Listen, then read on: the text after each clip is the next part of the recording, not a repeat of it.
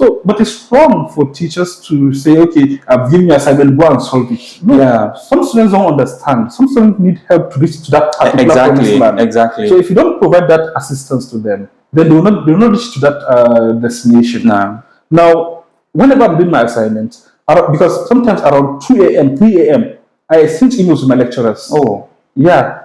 So that is quite impressive. I mean, that shows how available they are. 2 a.m., 3 a.m., they are replying your emails. That is very impressive. 2 a.m., I think Mr. Zarabi was replying my emails because I was doing programming then. And to be honest, it shows a high level of dedication to duty. Yeah. Because, I mean, back home in Nigeria, you can't do that to your lecturer, sending emails at 2 a.m. You cannot do that in Nigeria. So, but I do that. I refer my students, really. I receive email around back when I was in Katsina, because I lectured in Katsina. Okay. Al-Qalam University. I received emails from students because one of my policy back then is that students should not call me. Okay. So let's communicate via emails. Students should not call me. Students should not text me. Friday text, don't send it. I was one of the most hated lecturers back then. I mean, this is something they are not used to. No, they are not used to it. Yes. If I tell you I will be there by 9, I'll make sure I'm there by 8:45. Beautiful. If you are there by 9:10, I've left. Now, I'm curious to ask, all these principles, how did you build them up? Was it from your upbringing, from your parents, or you read them somewhere, or you had a mentor or a role model? How did this come about? So one of the things I learned is from my lecturers in university. Okay. My lecturers usually tell you, if you're 10 minutes on time, then you are late. 10 minutes on time, you are late. Yeah, so you have to be there at least 15-20 minutes prior, so that in the event of anything, you are set, you're good to go. So I try to see that I instill that knowledge on my students by kind of showing to them in reality. Exactly. I'm one of the few lecturers that will set lecture, even if I'm sick, I'll still come to the lecture hall. Wow.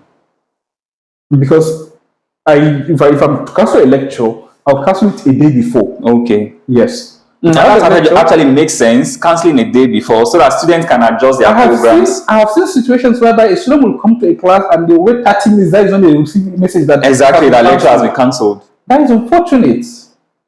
Because this student spent money to come to university. Assuming you inform them on time, he will have used that time to rest. Exactly. And then do some other things later. So whenever I tell the students I have a class by 9, they know by 8:30 I'm in school. By 8:30 I'm in school. By 9 I'm in the hall. Now there is something else that I see our Nigerian lecturers doing, which is sending students out of the class. Yes, that is very common. Maybe perhaps for some acts that they believe is, But it's unfortunate too. It's unfortunate. You don't send students out of the class. Now, quick question. How sure are you that student you are sending out of the class is not the student that will become the best among them in the future? Thank you. That is an unfortunate. But then they see it as a means of discipline, and I actually think it's a function of the rules that are governing this institution. When I was teaching in Bates University, I was taking a course, though I was doing like pro bono back then. Okay.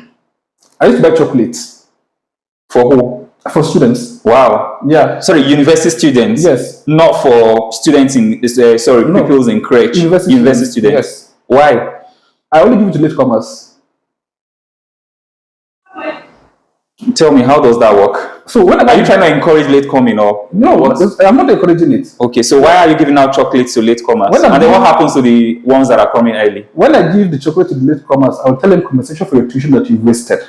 Okay. So that calls for like a reflection. Now, the student will start thinking, what does this mean? And before you know what's going on, I stop receiving latecomers in my class. Just by that activity? Yes. Giving out chocolates to latecomers? If you answer my question correctly, I give you 2. This cocoa, let me do little advert for cocoa nuts or something. Okay, Cocoa Pops. No, the chocolate that has a chocolate inside. Okay. it has chocolate and coconut inside. Okay. So I usually buy like a pack class, and then I give to students. Nice. Now, when I went to Alcalam, I had more students then, and the money was not as good as much as okay. I could not do that, but still I try my best to see that. Okay, so I buy pure water at least for the students. Yeah, and that can really go a long way. Yes. Yeah, it helps the students to kind of focus. That is true. Now, so let's go back to your days in the university. Sure. You know, let's say your third year and then up until you graduated. Take us through that. Okay, so my third year actually is a funny one. I called my dad and I told him I will be doing a short semester. Okay. During the holidays. And he said, okay. Do I need to pay anything? I said, no, you've already paid my tuition, so no need for any payment. Do I need to buy anything? I said, no, nothing. I'm just informing you that I'm doing short semester. Okay. And then I took digital, cinematology.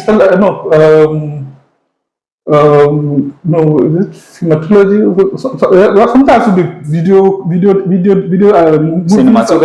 cinematography or something like that. Because my course is software engineering and multimedia. Oh, interesting. So we do a lot of multimedia related works. Because we did 3D modeling and animation. Okay. We did modeling with C++. Oh, that was hell. I have never written so much code that even my eyes C++ was removing tears. We used OpenGL. It was mad. Wow.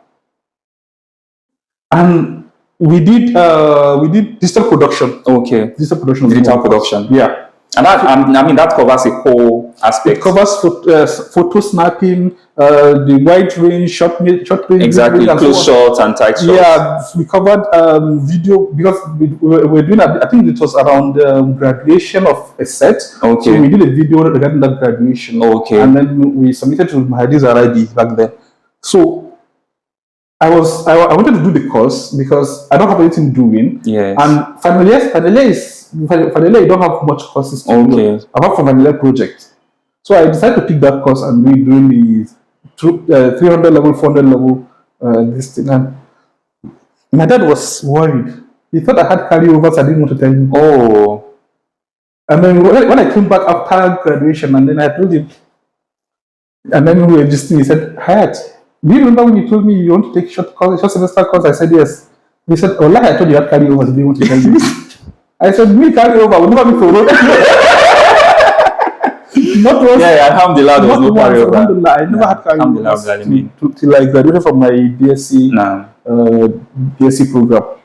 And at 300 level, 400 level, I was already earning money. Oh, how? Tell us, please. From people's projects. Okay.